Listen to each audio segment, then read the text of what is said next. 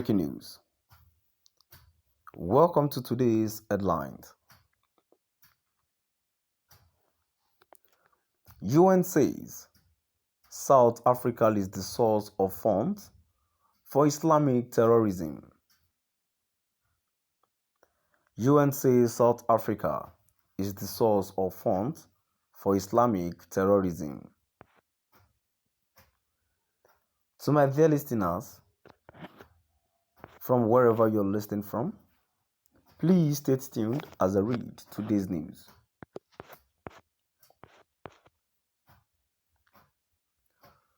Due to its reported growing involvement as a financial conduit connecting the leadership of the Islamic State in Iraq and the Levant ISIL to its affiliates in Africa, South Africa continues to raise concerns on a global scale.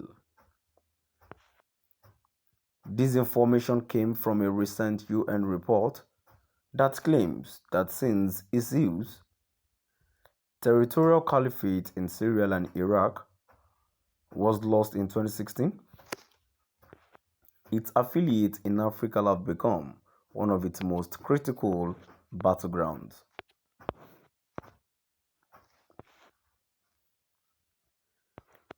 One UN member state highlighted the rising relevance of South Africa in facilitating transfers of finances from ISIL leadership to affiliates in Africa. According to the report to the UN Security Council by a team of experts monitoring ISIL and Al-Qaeda, the monitoring team is aware of a number of significant transactions worth over $1 million.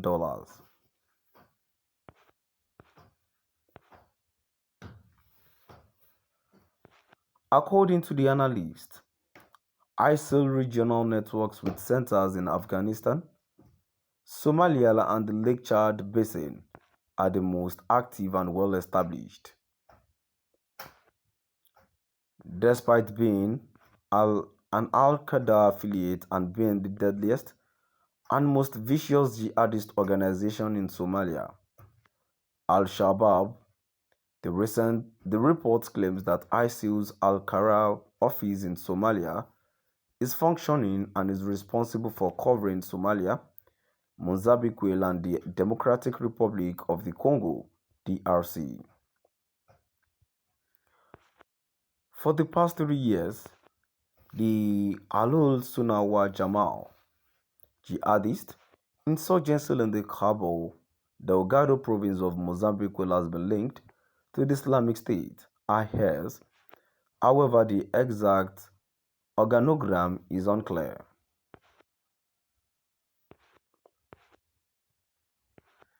ASWJ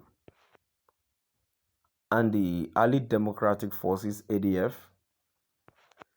which mostly operate in the Democratic Republic of the Congo, but also in Uganda, have previously been identified by the US as being associated with IS through the Islamic State, Central African Province. The UN report from this week, however, proposes an alternative pedigree through Somalia. However, the UN writers concur with the majority of commentators that it is still unclear if the ASWJ, ADF, and other affiliates are under the direction and control of the IS leadership, or if they function primarily independently.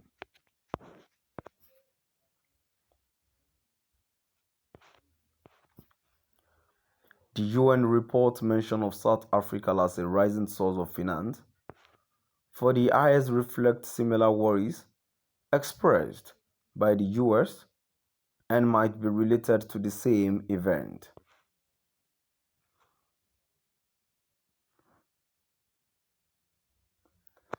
The US imposed sanctions on 4 South African citizens in March of this year for a variety of actions supporting IS, including funding its branches in other parts of Africa. Fahad Umar, one of the four, was described as the head of an ISL based in Durban that generated finances through kidnap for ransom activities and extortion, according to the report. Umar, it continued, was in contact with ISIS Democratic Republics of the Congo members and ISIS followers all around South Africa.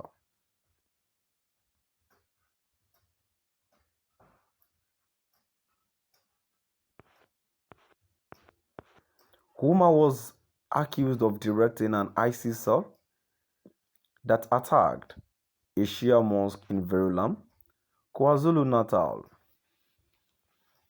resulting in the death of one man as well as other offenses like setting off incendiary pipe bombs in stores and kidnapping for ransom. Later, a magistrate withdrew the case due to poor presentation. Even inside the South African government, concerns have been expressed regarding the capacity and tenacity of the nation's law enforcement organizations to combat the financing of terrorism.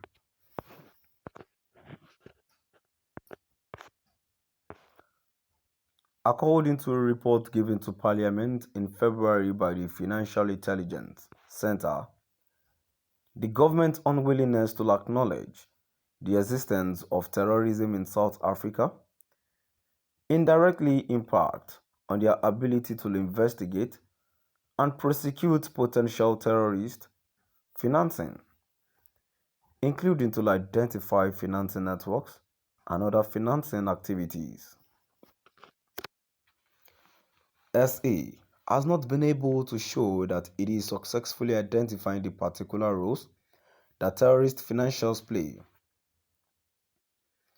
Over the past few years, attacks by ISIL and Al-Qaeda have significantly dropped in Europe and other parts of the world.